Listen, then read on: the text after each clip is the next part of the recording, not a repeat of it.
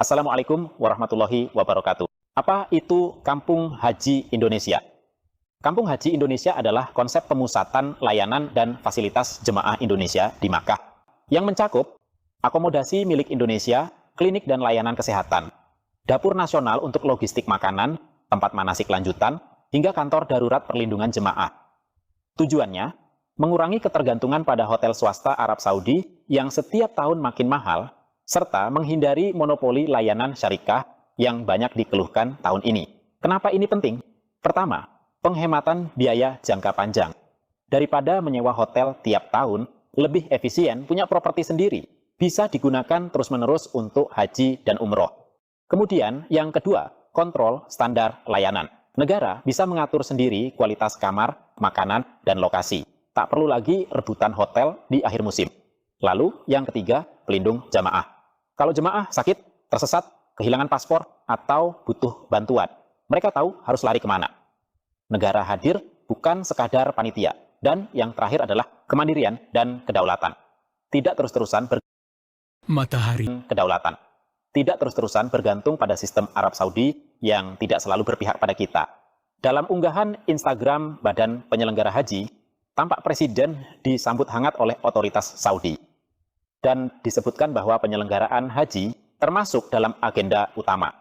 Kehadiran Kepala BP Haji Republik Indonesia dalam kunjungan ini jadi sinyal kuat bahwa pembangunan kampung haji ini masuk ranah diplomasi resmi, bukan wacana angin surga. Tapi disinilah kita harus cermat. Di mana lokasi kampung haji? Kalau terlalu jauh dari Masjidil Haram, justru jadi beban baru bagi jemaah.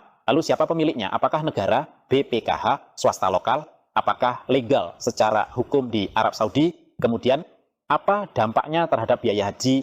Apakah jemaah akan dibebani lebih dulu demi membiayai proyek ini? Dan apakah akan jadi proyek prestis, bukan solusi? Kita sudah pernah lihat proyek-proyek besar dengan label religius yang berujung macet, mangkrak, bahkan korupsi.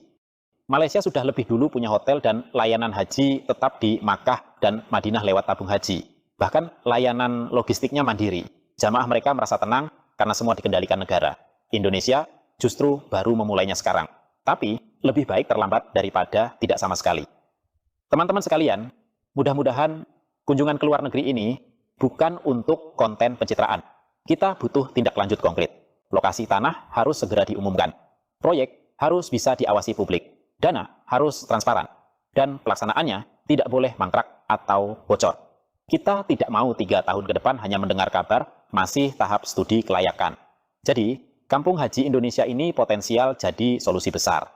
Tapi hanya akan berhasil kalau rakyat ikut mengawal, pemerintah sungguh-sungguh menjalankan, dan pengelolaannya tidak dikotori kepentingan bisnis atau politik. Kalau Anda setuju bahwa negara harus hadir nyata di Tanah Suci, jangan diam. Tulis pendapatmu di kolom komentar. Sampai jumpa di video berikutnya. Wassalamualaikum warahmatullahi wabarakatuh.